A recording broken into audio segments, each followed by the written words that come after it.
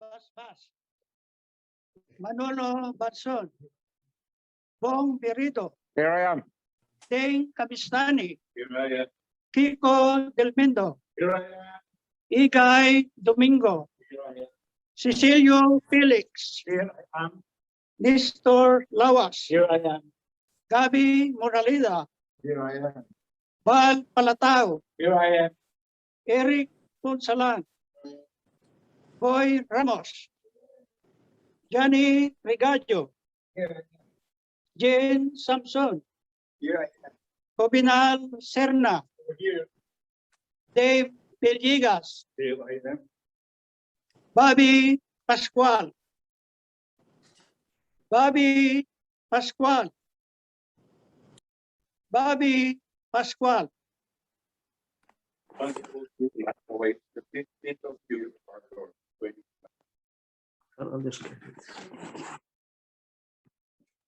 Be it known to all present, and may this echo wherever the light of the Beta Sigma fraternity shines brightly, that our brother Bobby Pascual wore the fraternity pin proudly and remained loyal to the Beta Sigma fraternity till his death.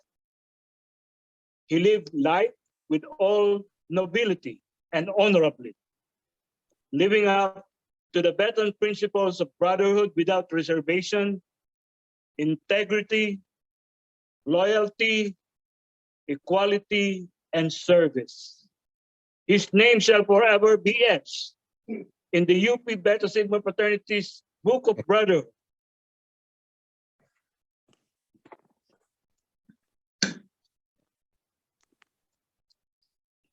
Brothers, when we entered the fold of the UP Beta Sigma Fraternity, we received the light of truth and pledged to always seek the truth, for truth shall set us free, free from bondage of any kind. Like when we lighted the circle of all the brothers who entered our fold, let us also light the path of our brother who joins a much higher fold, that of God Almighty. With this light, let us offer a prayer and a moment of silence for the soul of Bobby Pascual and for the souls of our dearly departed brothers who have found the truth in the kingdom of God.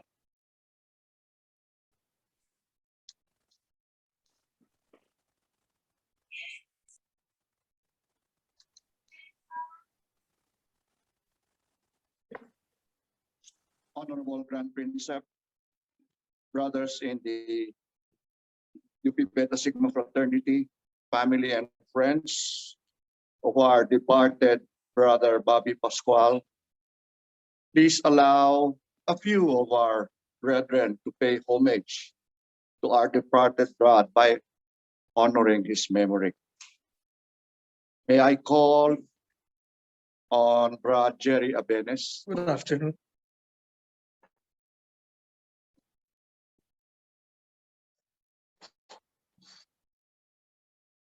Can I have a smile?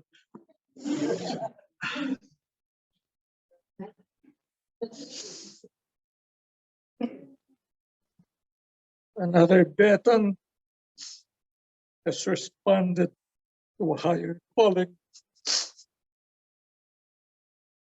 And we are here to bid him goodbye.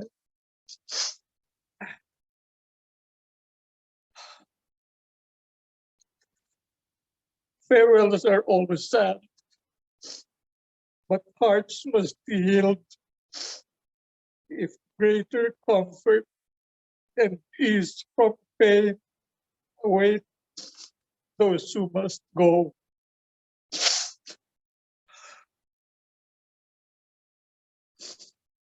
I was 2 years ahead of Bobby in the fraternity, but we were contemporaries in many campus extracurricular activities. Way back in college, We were both devotees to a common patron saint, San Miguel, who provided our fountain of nocturnal vitality and joy. We were both severely allergic to critters in the basement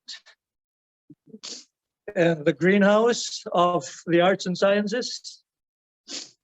And we also shared a common passion for Philippine native flowers, particularly ilang-ilang and kamel. Devoting serious hours to study how their population propagated under the cover of darkness. Bobby is one of the gentlest persons I have ever known. One who would gladly give the shirt off his back and his pants too, if he can. His personality is best exemplified by the closest friends he kept in UP. Ponklings Alvarez, a physics major who made the name in the fraternity for being a natural. Being Hovid, the ever-trendy lover boy who became the envy of everyone for winning the heart of a fraternity sweetheart. Mel De Santos, the fraternity workhorse, terror of Loyola Katipunan, who was a sworn woman hater until he was not. Soft-spoken and humble, Bobby would never make any situation about himself nor dominate any conversation. But his eyes would sparkle every now and then in response to certain trigger words like fishing, for example. He could tell you a lot of fishing stories once he gets started, but one that really cracks him up is a fish story that he says happened just weeks after he became a Betan. The story starts with a more serious senior brood recruiting a bunch of them newly minted Betans to finance a fish show that would feature the brood's fighting prowess. Eager for acceptance and quick integration into the brotherhood, the younger broads gladly passed the hat and went on for the adventure. The story was set in a CD shop in Pasay City. And as the story goes, the expedition turned out to be a huge disappointment because it became badly one-sided. The brood who was supposed to showcase his prowess wilted within seconds of the bout.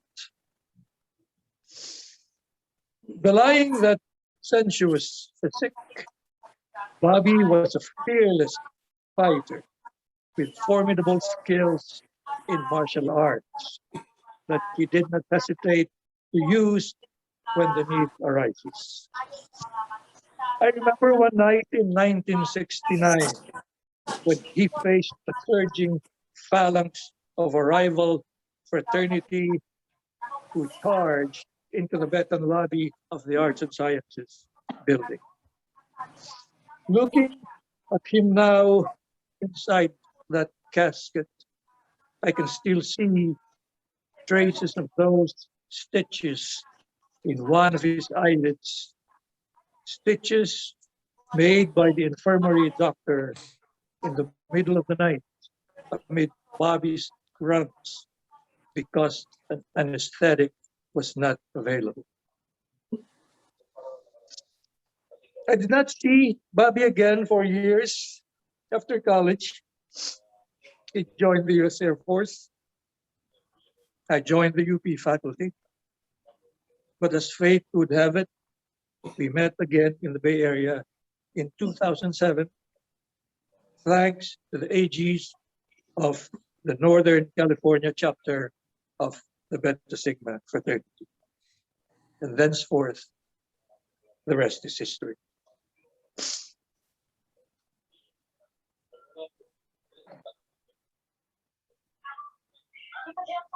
When we visited Bobby and Harley a few days before that fateful day, Bobby joined us for lunch and some of the usual bantering, barely showing any hint of the pain that he was in.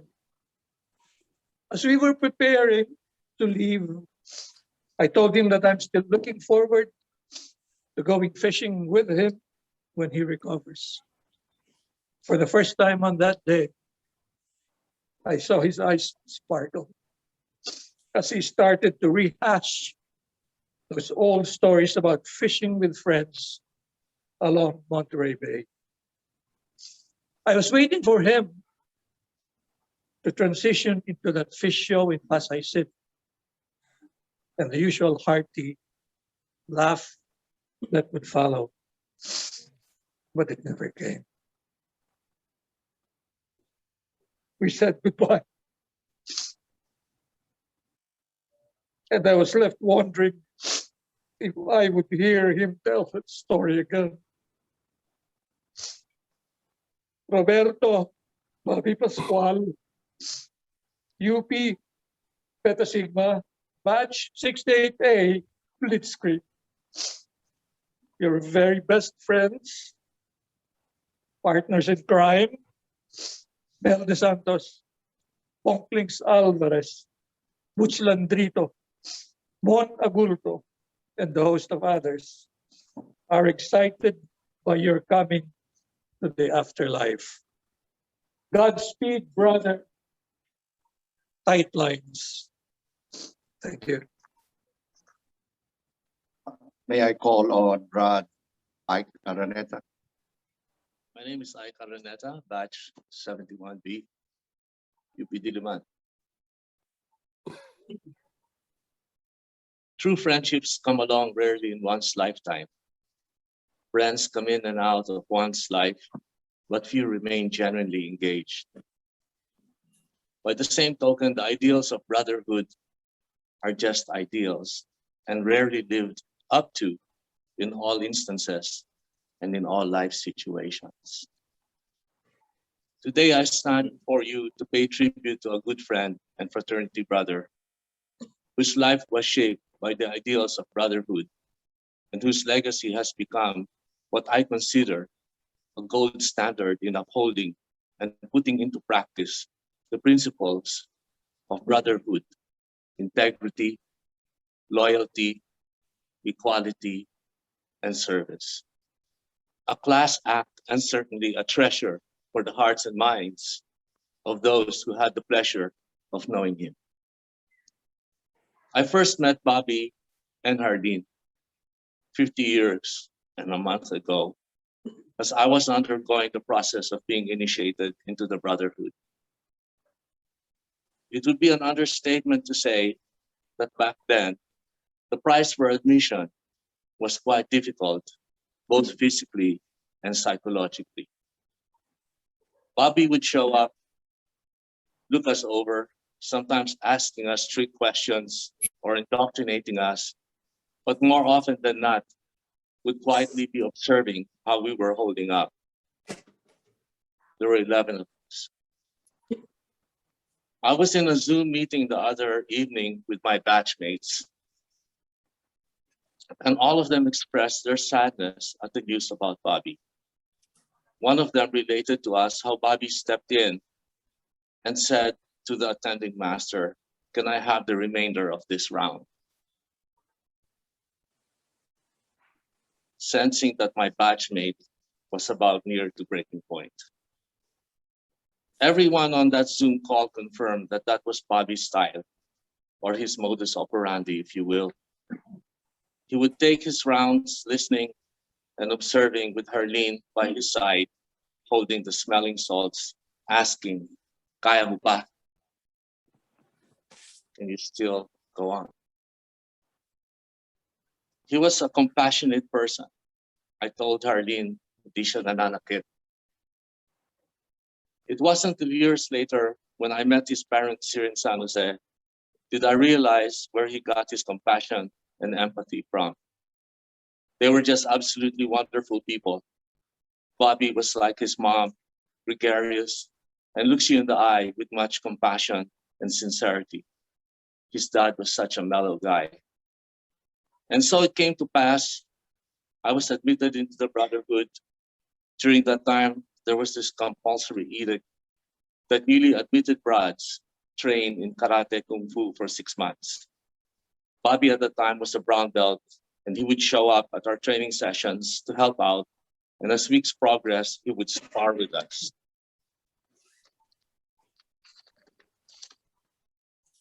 His batchmates, Walter and Mel, would be there too, making us blink and cower with their spinning back kicks.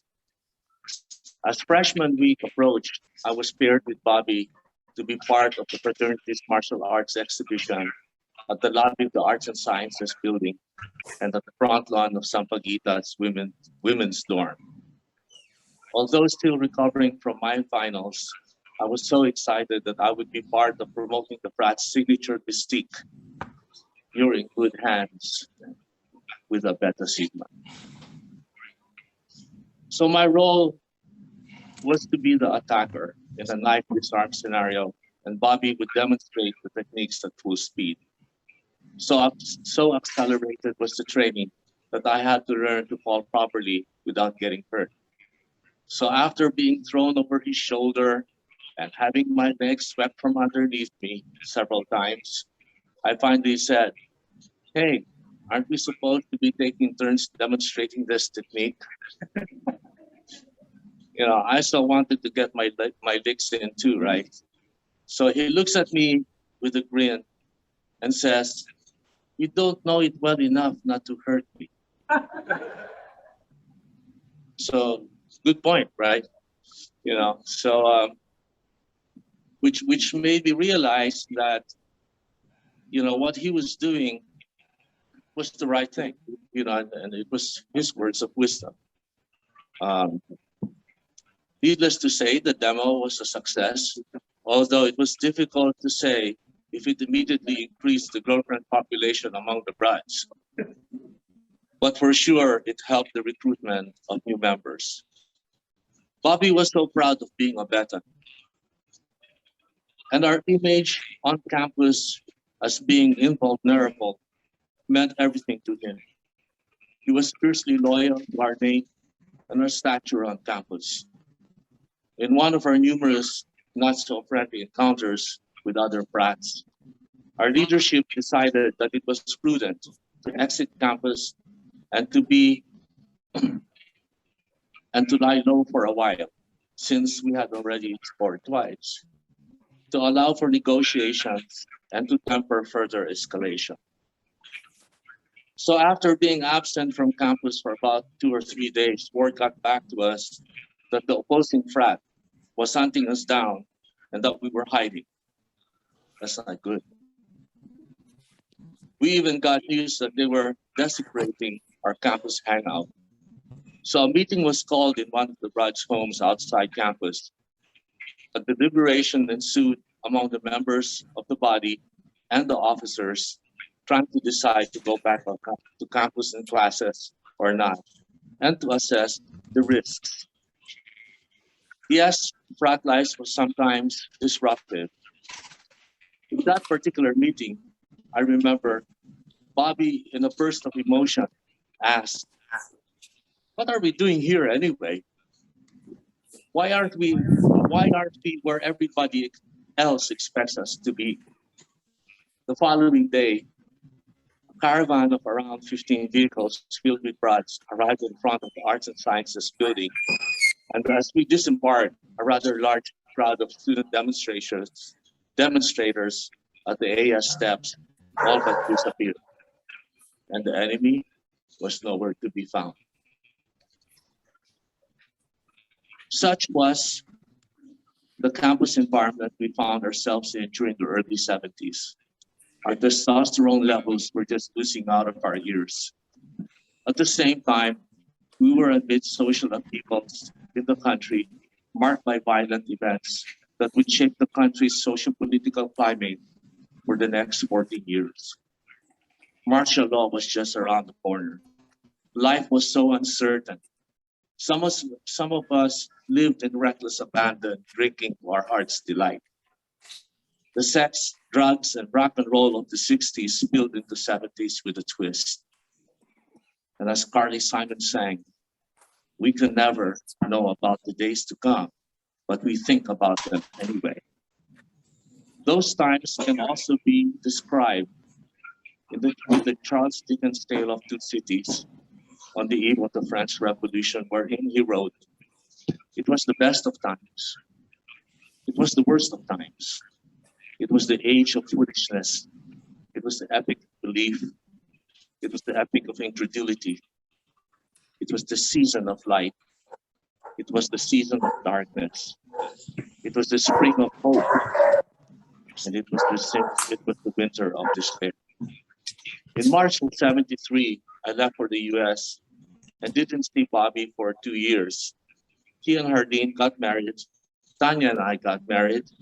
He went off and joined the US Air Force, and I worked at a college bookstore while finishing my studies. Sometime in '75, I remember us going out for drinks with one of our brides, Rodo Rabada.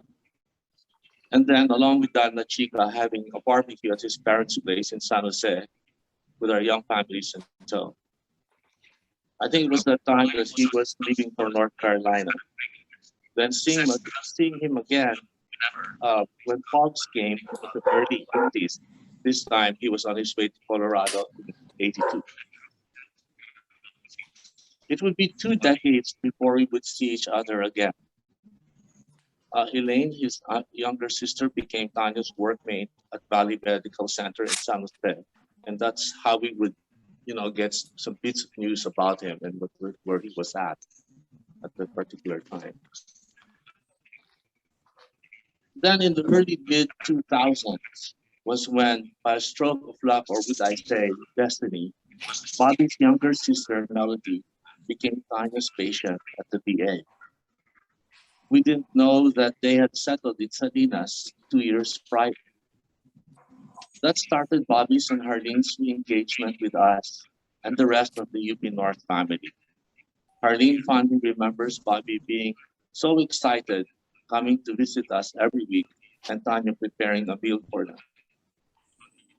I believe their first frat ball was under John's term here in Sacramento. He was the same enthusiastic, warm, amiable, unassuming, and compassionate diehard Betan I knew in college. He felt right at home, and so did Harlene. Both of them so generous and open to all brides and their families. Both were definitely the same couple I knew in college, inseparable. They sang well together. Their harmonization sounded better than many of the brides. The only thing that has changed is that Bobby was the lion and Harlene was the lion tamer. The rest is history. Bobby went on to lead UP North to new heights. He was his 18th grandson. He fostered good relations with other chapters and attended their functions. I've been in sabbatical for quite a while, but made it a point to be at his induction. I would not have missed it for the world. Our friendship has endured distance and time. You may have noticed that I have used the word compassion several times in this tribute to Bobby. Compassion comes from the Latin word compati, which literally means to suffer with. It is more than mere empathy and care. It is the desire to help someone who is suffering and to be able to help that person ease their pain. And yes, I'm describing Harding too. Bobby was every bit a compassionate person, from the way he treated the neophytes to his chosen vocation as an RN, to his family, friends, and even strangers. And as Ding said the other night, he's just an all-around nice guy, but will surely be missed. To Harleen, BJ, and family, Frat and family, thank you for letting us into your hearts to celebrate Bobby's life. Your dad was a giant of a man who was steadfast in his beliefs and who cared much about others. Harleen, I deeply regret that I could not do more to help him fight his fight. I'm so sorry. Take comfort in the fact that he is much loved by so many and that he is no longer suffering. We're all in this together. Goodbye for now, Bobby. Rest in peace. I will give my eulogy to Brad Bobby. UP Beta Sigma was the point of my first contact with Bobby. I was an amuyong or a neophyte. He was a batch ahead of me. Bobby was 68A and I am 68B. As I narrated, we all entered under the most difficult circumstances. Sabi nga nila, bugbog sarado sa dukot. And we grew up during the turbulent times in the country and in the university's history. The rise of nationalism, the first quarter storm, where rallies and street demonstrations dominated student life and landscape. And the classroom was second fiddle to the streets. In addition to this culture of nationalism, there was the Tambayan, or the part in the University of the Philippines, a building called Arts and Sciences, where brats and friends and sis hang out and congregate. Of course, to the detriment of attending classes. It was a place where we learned about adult life and formed lasting friendship and bonds of brotherhood. As you've heard from Jerry and I, we built a lot of memories, ingrained not only in our minds, but in our hearts, never to be forgotten. In campus, Bobby without Harleen was unthinkable.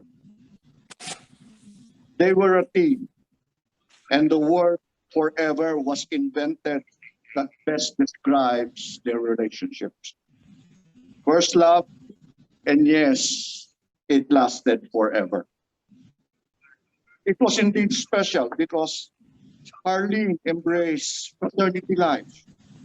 Sabi ko nga, I told my brothers, Harleen is not a sis. She is a brat. She embraced it in its raw form, with rough edges, and made it a part of hers. Really an expression of her undying love for what Bobby lived for. It is no secret the fraternity shaped our young minds, and we were immersed in our frat ways, institutions. Sabi nga ni Jerry, yung isang santo, Jagalag, man, Ginebra San Miguel, which costs 5 pesos there, which is basically, for those who don't know it, it's 90% alcohol. Why do we go to this? Because we couldn't afford individual bottles of beer. It was a luxury then, which was beyond our meager weekly allowance of a UP student at that time. Hindi ka makapag-date nga nun eh. 2 Cosmos of bottles, Cosmos Orange, and what was left was spent on peanuts or sticks of cigarette. Hati-hati pa. Was a big part of it. So, in addition, we did boy stuff and karate. Bobby was an avid student of karate. He spent time learning this art of self-defense. He loved it. He dedicated his time to it. And in several occasions, that was hinted in the last two brothers, was able to apply to protect himself. However, beyond with this image in the Tambayan, Bobby was a brat of simple and kind words, soft-spoken and a doer and a listener. But behind the silly things we wish we didn't do, hindi na pwedeng balik yun eh. There was his desire to pursue a solid education. Truly, he was an achiever. After we left UP, we lost touch of one another. He apparently entered the US military and moved to Clark and then to America, where he built his medical career. It was around 2002 that we got reconnected again in the grand reunion. And at that time, as if the time in between never existed, and we picked up from where we left off in campus. But now in a different stage, in UP North, where our distinguishing mark is that of where our lifetime partners are members of our group. Their dedication to the chapter is very evident. Imagine driving 150 miles one way from Salinas to Richmond to religiously attend our fellowship. His undying service to UP North is definitely unquestionable. Bobby endeared the fraternity from start to the end. He embodied what a true and noble Beta Sigma represented. Through the best and difficult times, he was a caring and loyal brother. It is a shock to me that Bobby left us. I had much hope because when we last talked over the phone, after he was back home in Salinas from his transplant, his voice was upbeat, normal, ready to be back in service of his brothers. Malakas ka, Brad, was my parting words to him. And yet the good Lord has other plans as he recalled him back to his heavenly kingdom. Arlene, Sai and I grieve with you and the kids.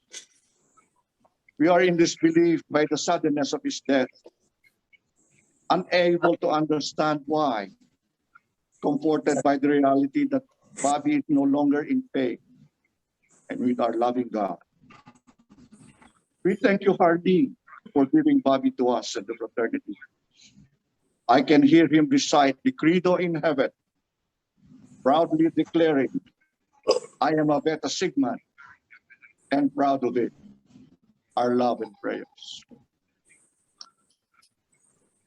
The last eulogy will be given by his batchmate, Ago Romero, but will be read by Brad Bong Moreno. This is a tribute to Brad Bobby, Roberto Bobby Pascual, from Brad Ago Romero, UPD, Batch 688.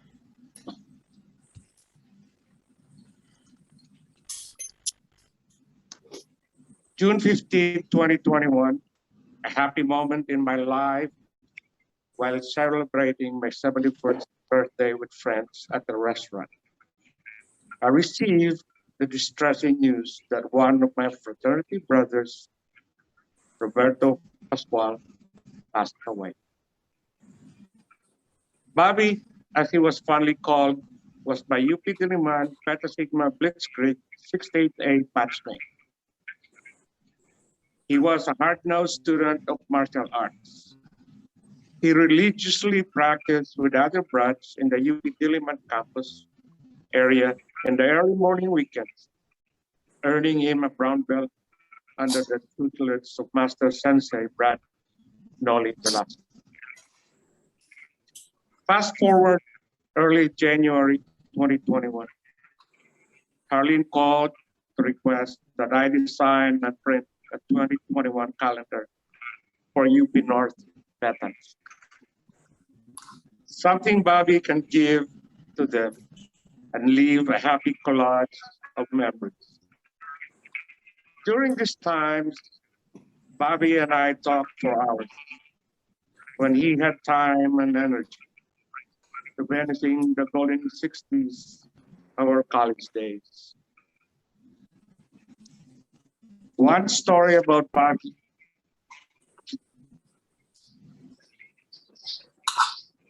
During our campus days at UP Diliman and repeated numerous times at our Betan Tambayan and during Jagalags was the time a would-be suitor came to visit Harley.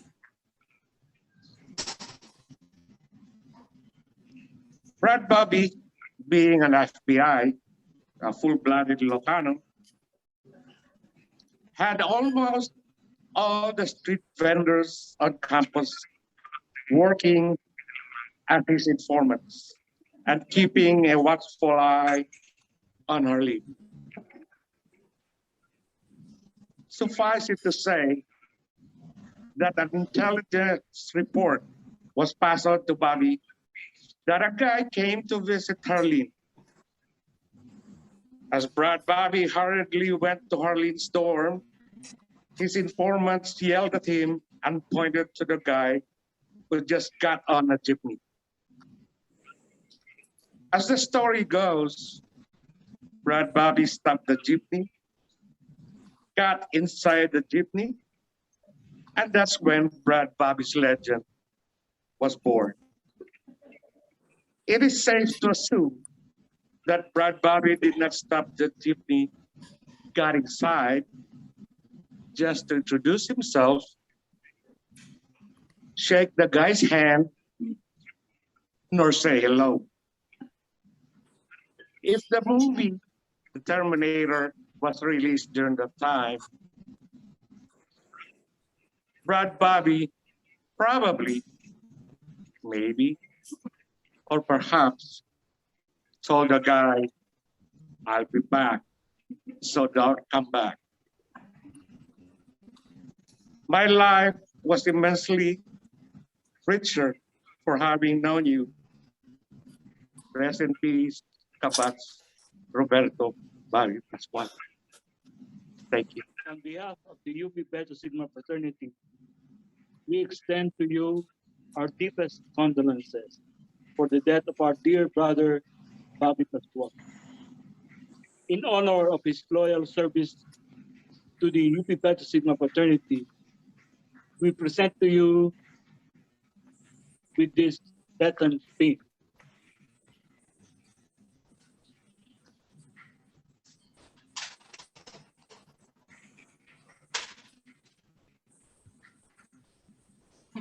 This pin represents the principles in which the Beta Sigma fraternity stands for and embodies all that is good and noble in men. It tells of the saga of men who climbed the barriers of wealth, regions, creed, and prejudice so that they may create a feeling of kinship predicated on sympathy, understanding, friendship, and equality. May this remind you of the fraternity that Brad Bobby Pascual proudly served, and may this serve as a reminder to you, his loved ones, that the UP Beta Sigma fraternity shall always be here for you, for you. May this also honor the memories and serve as a reminder that, like you, Beta Sigma will never forget.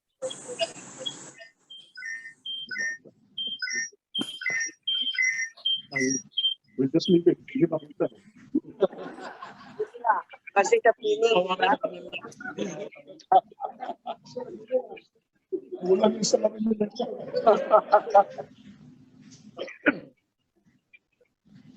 Brothers, as it is echoed in our fraternity's book of brothers, may it be the name or maybe the same in our memories. Let us always remember that once upon a time, standing proudly among us was a noble and loyal Betan, Brad Bobby Pascual.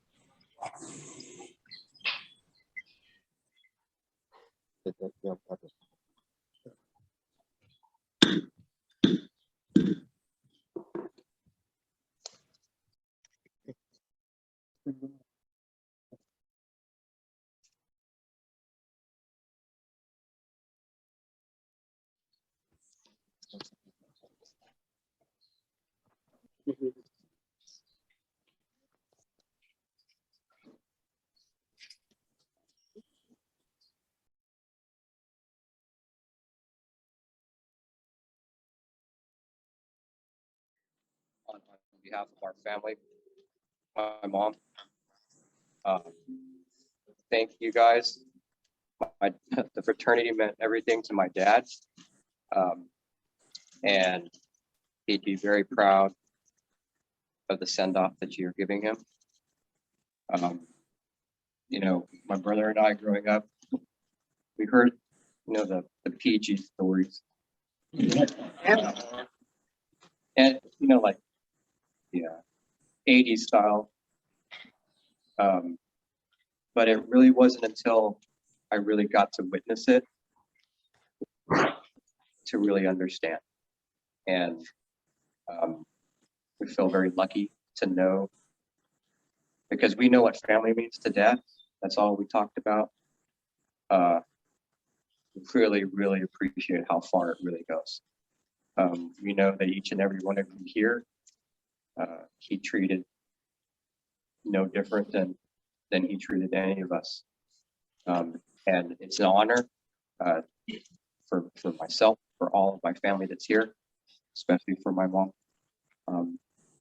to be present and to be a part of this ceremony. So thank you so much. So yeah, thank you guys for everything.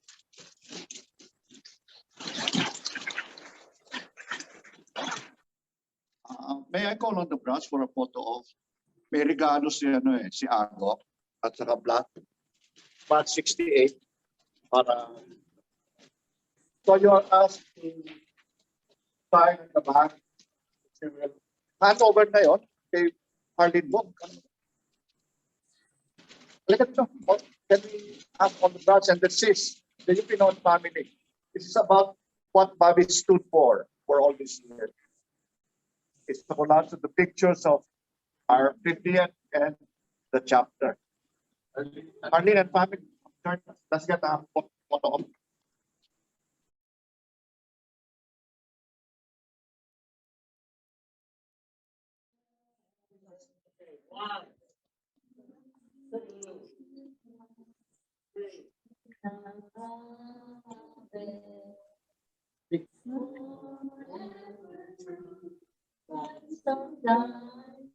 Hi. Hi.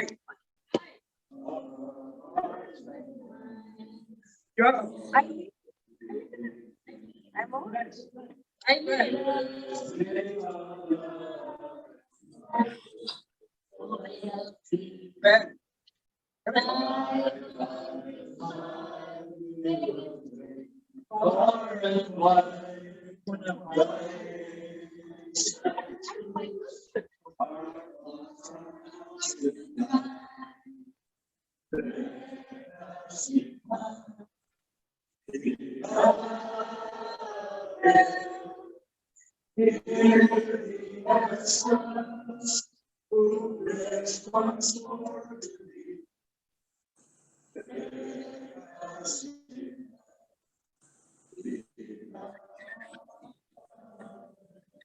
Pictures for Bobby. Hep, hep. Hep, hep.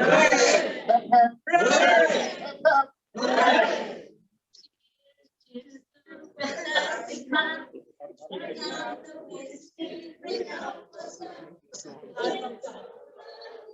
Galing ni May, ah.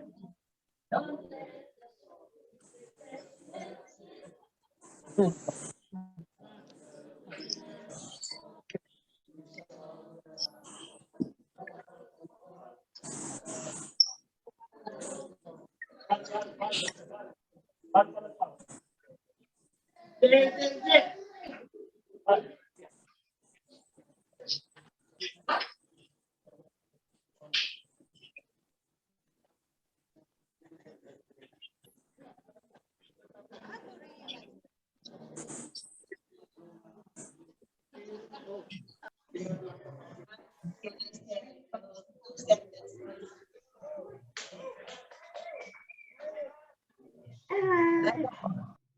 the fraternity is number one and I was only number two. So what I did, I tried to be a better Sigma.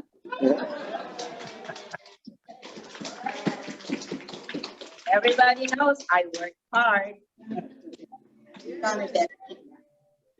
I just only want everybody to know that even though Bobby is gone and he's no longer inside, my love for the better Sigma will always come. Thank you, everybody.